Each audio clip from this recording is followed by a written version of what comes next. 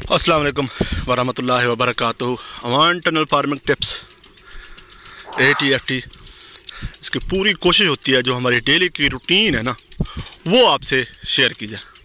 तो इस सिलसिले में हमारी बैंगन की पहली गोडी जो है ना वो हो चुकी है। तो पहली गोडी आपसे शेयर नहीं कर सका, तो अभी मैं आपको दिखा दूं, चेक करवा दूं। ये जो हमने पहली गोडी करवाई थी, यहाँ से हमने इसको हल्की हल्की यहाँ से बैंगन को मिट्टी लगवा दी थी।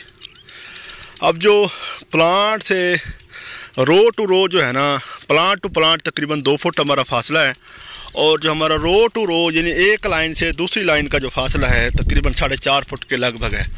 4.5 फुट इतना बन रहा है। तो पहली मिट्टी हमने इसको हल्की हल्की लगवा दी थी। अभी हम इसको जो है ना दूसरी इसको मिट्टी लगवा रहे हैं। तो स्प्रे हमारा पहला इस पर हो चुका है असाई स्टार प्लस कोई भी माइटीसाइड हमारे पास तो पड़ा हुआ था, एबामेक्टिन वगैरह माइटीसाइड हमने स्प्रे किया। अभी हम जो है ना इस पर फ्लावर जो है ना इस पर ओपन होना शुरू हो गए।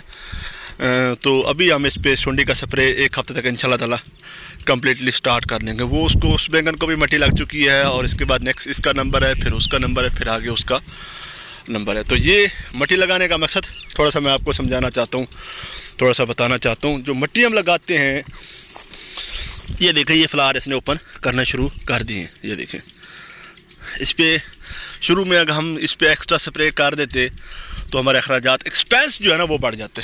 तो हमने इस पर कोई भी स्प्रे नहीं किए। वही बात, अवान टनल फार्मिंग टिप्स की कोशिश होती है कि कम से कम अखराजात में ज़्यादा से ज़्यादा पैदावार, और कम से कम अखराजात में जो हमारे साथ जो जुड़े हुए हैं लोग, जो हमसे टच हैं, उनसे भी हमारी पूरी कोशिश होती है कि कम से कम जो है ना उनके अखराजात में उनकी अच्छी से अच्छी पैदावार आ जाए।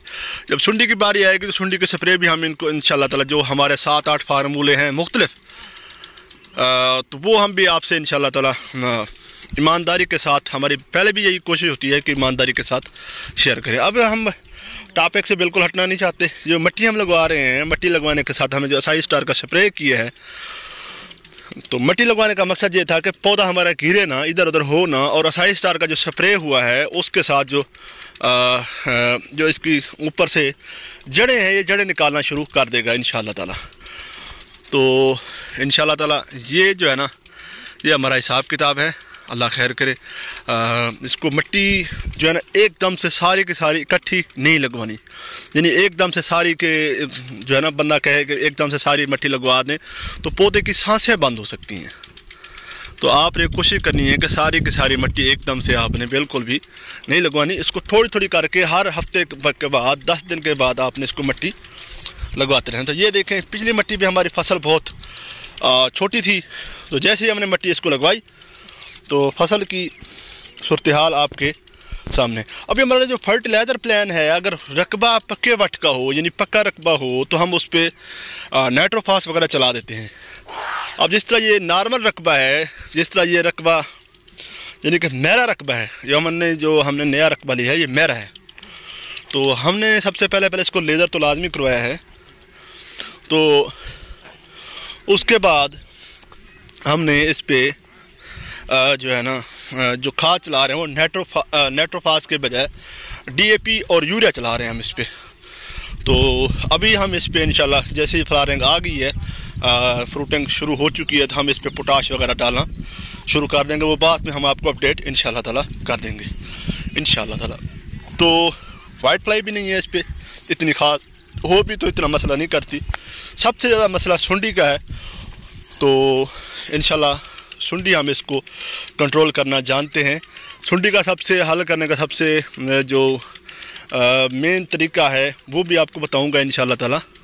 आपने परेशान बिल्कुल भी नहीं होना है, बिल्कुल भी, ज़्यादा से ज़्यादा 10 से 12 दिन के बाद। तो इसलिए हमारे साथ जुड़े रहिए। अगर आपकी फसल बिल्कुल साथ होगी तो फिर सुंडी कंट्रोल करना बहुत टफ है। तो आपने कम अज़ कम 4-4.5 फुट का फासला ज़रूर देना है। और जो हमारे ये पौधे हैं, ये मिट्टी मिलते ये दरमियान में आ जाएंगे इंशाल्लाह ताला। तो आज के लिए मेरे ख्याल में इतना ही काफ़ी है।